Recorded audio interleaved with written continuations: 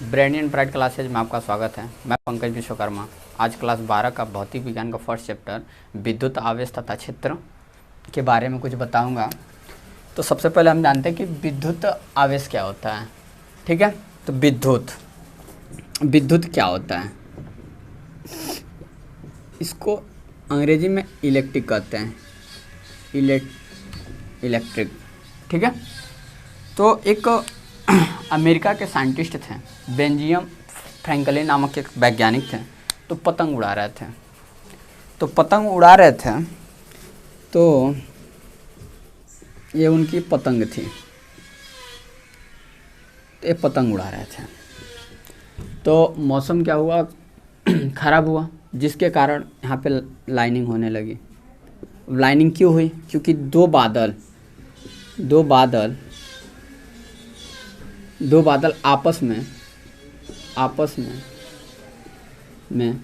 टक्कर किए।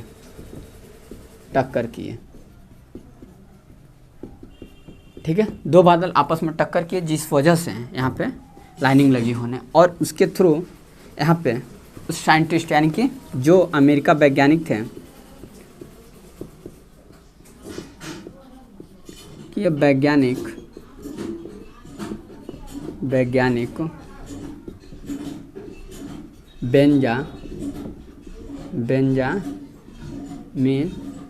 फ्रैंकलिन थे।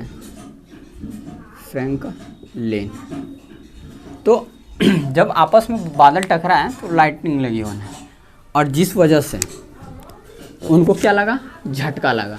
और झटका लगने के बाद वह अपने लैब में गए। तो लैब में क्या देखे कि पहला तो एक कारण देखे। कारण क्या था?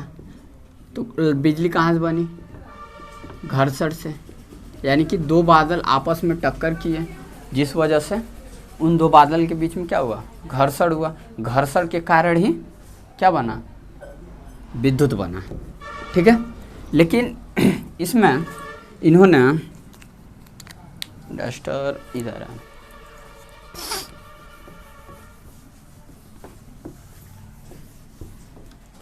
इसके बाद यह लैब में आए। तो लैब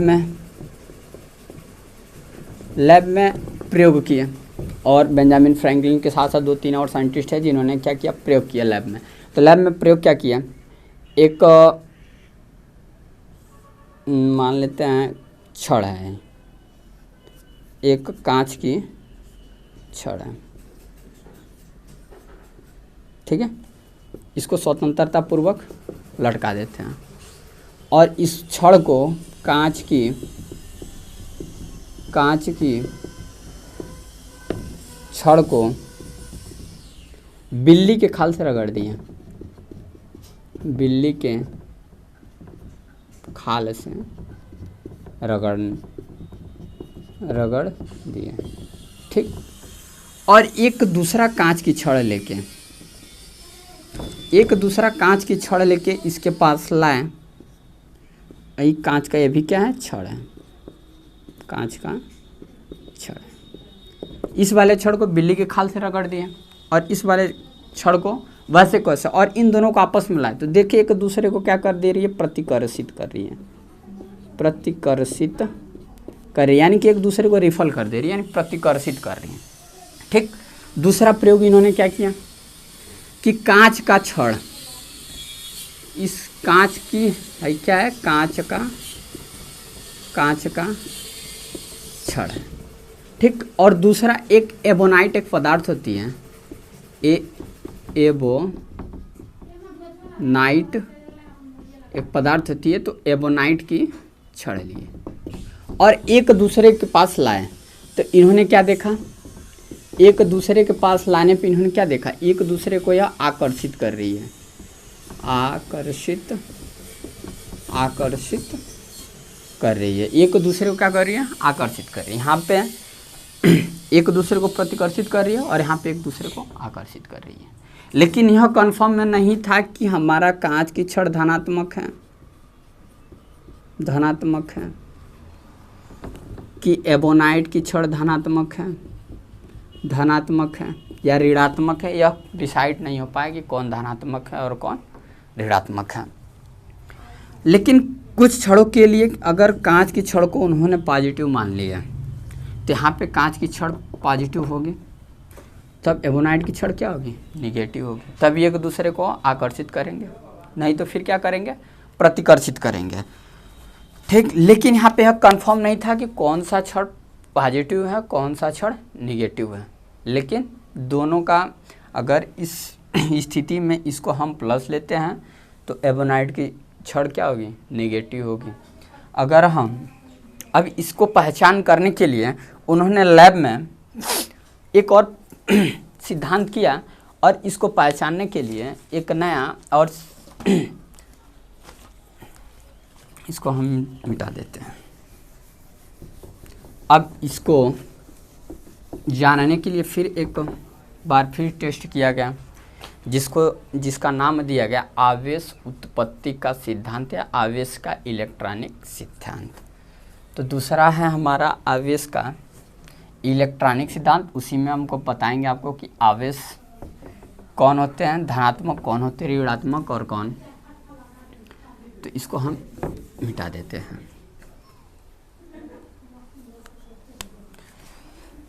है हमारा आवेश उत्पत्ति का इलेक्ट्रॉनिक सिद्धांत।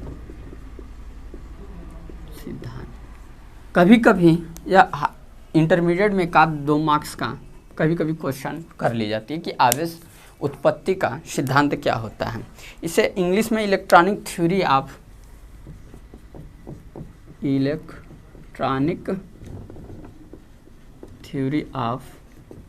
चार्ज भी बोलते हैं।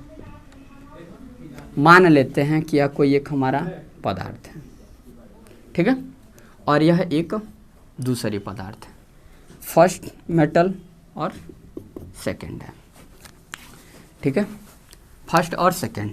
और यह इसकी एक नाभि होती है जिसमें न्यूट्रॉन और प्रोटॉन उपस्थित होते हैं और इसकी बाहरी कक्षा में इलेक्ट्रॉन चक्कर लगाता है। ठीक, सेकंड पदार्थ भी हमारा वैसे होगा, इलेक्ट्रॉन और प्रोटॉन, और इलेक्ट्रॉन इसकी बाहरी कक्षा में क्या करेगी, चक्कर कराएगी।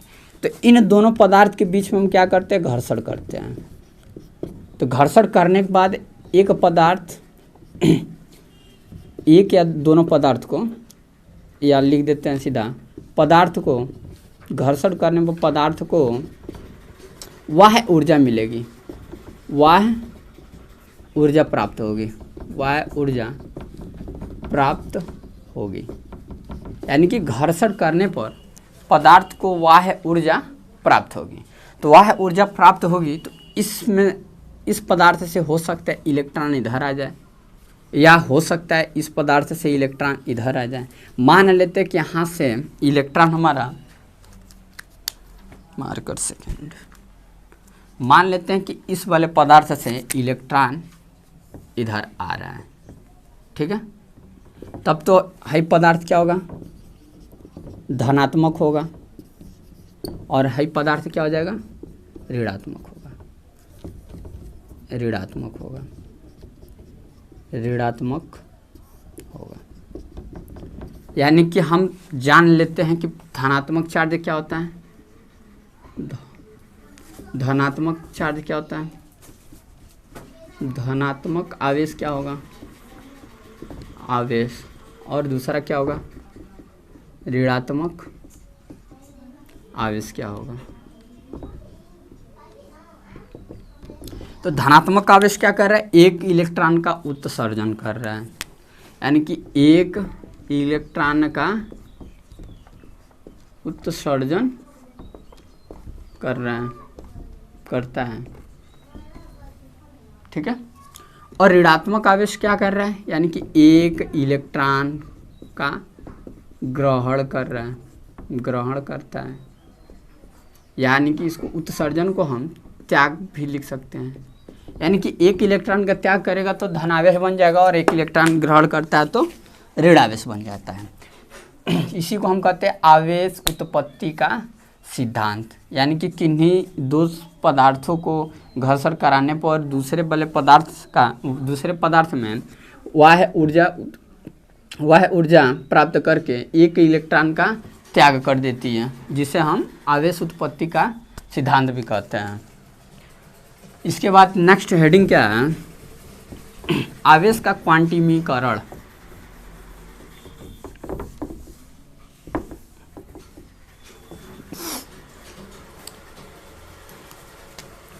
आवेश का क्वांटिमीकरण।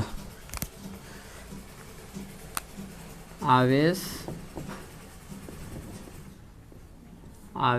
का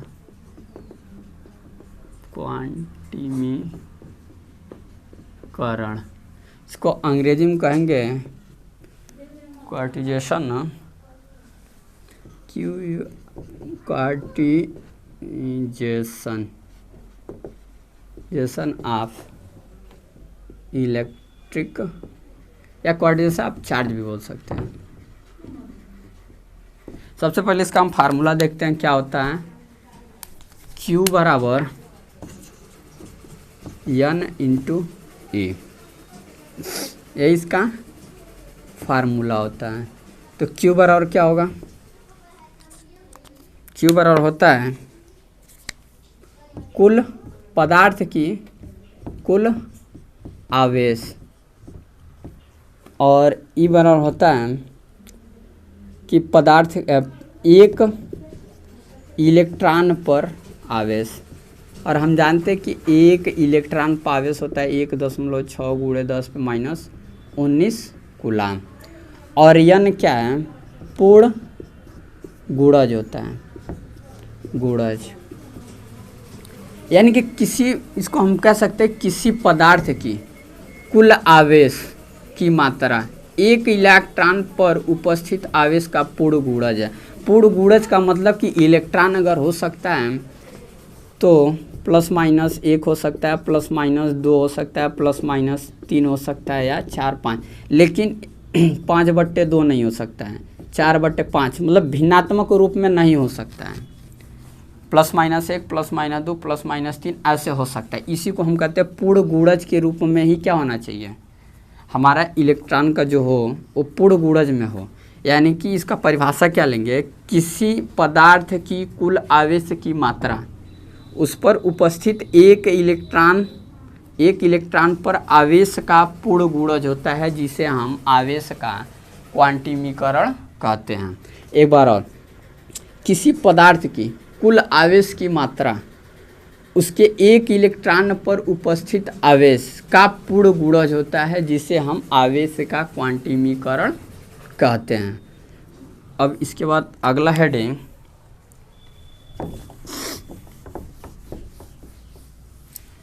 ऊर्जा संरक्षण, आवेश का ऊर्जा संरक्षण है। आवेश का ऊर्जा संरक्षण,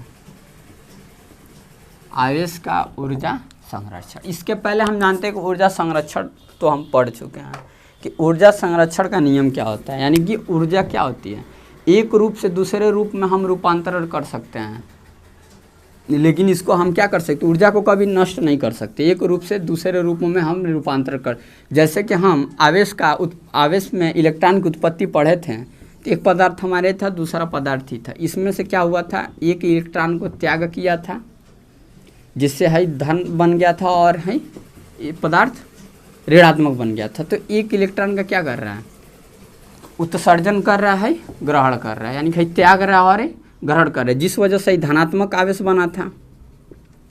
बना था, और यह ऋणात्मक आवेश बन जा रहा है, ऋणात्मक आवेश बनता है, यानी कि धनात्मक बना था है ऋणात्मक। ठीक उसी बात आवेश ऊर्जा, यानी कि आवेश को एक रूप से दूसरे रूप में हम भेज सकते हैं, लेकिन इनको हम नष्ट नहीं कर सकते हैं। यानी कि इसमें कहा गया है कि किसी विलगति, इसी को हम विलगति बोलते हैं, विलगति निकाय पर कुल आवेश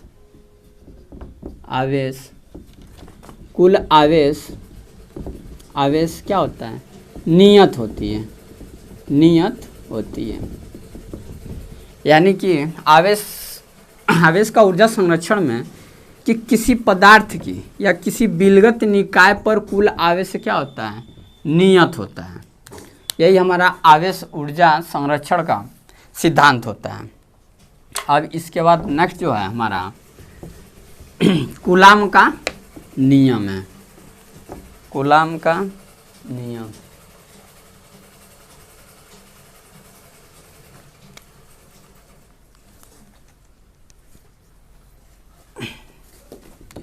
कूलाम का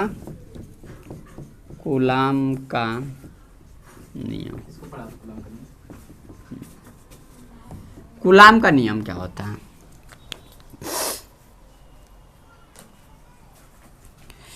अब आते हैं हम देखिए कूलाम का नियम। इसको इंग्लिश में कहते हैं लॉ ऑफ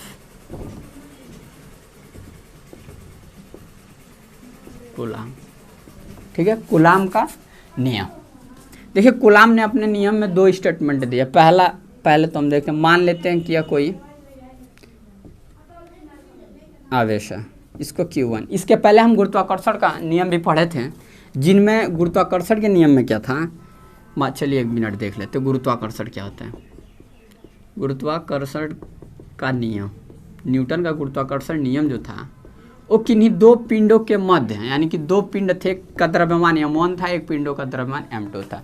तो इन दोनों पिंडों के बीच लगने वाला आकर्षण या प्रतिकर्षण बल था, जिसको हम m1 m2 के रूप में लिखते थे। यानी कि इन दो पिंडों के बीच लगने वाला जो बल था वह इस पहले पिंड की द्रव्यमान और दूसरे पिंड की द्रव्यमान के गुणनफल के क्या था, समानुपाती था।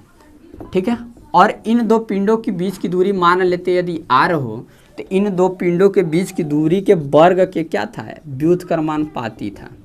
यह कथन गुरुत्वाकर्षण यानी कि न्यूटन ने दिया था, और इसी को आवेशों के मध्य लगने वाले बल को कूलाम के नियम यानी कि कूलाम नामक साइंटिस्ट ने दिया था, जिसको हम बोले कूलाम का नियम होता है। यानी कि यहाँ पे पिंडों के बीच यानी पिंड की द्रव्यमान होगी और यहाँ पे पिंड के आवेश होगी, यानी कि आवेश के बारे में किया गया है।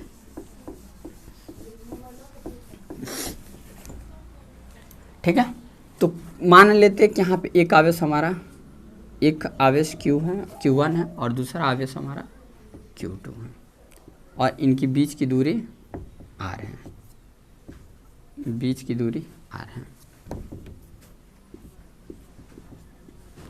तो कूलाम के नियम का पहला स्टेटमेंट इन्होंने क्या दिया, जो पहला स्टेटमेंट है यानी कि पहला कथन जो था, कथन तो ऐसे सबसे पहले हम यहाँ पे लिखते हैं ना कथन, तो कथन आप लोग लिखिएगा, बाकी हम पूरा समझा देते हैं कथन क्या होगा।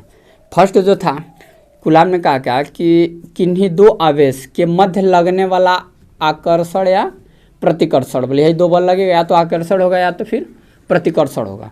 तो इन दो आवेशों के मध्य लगने वाले आकर्षण या प्रतिकर्षण बल उन आवेशों के गुणनफल के समानुपाती होगी।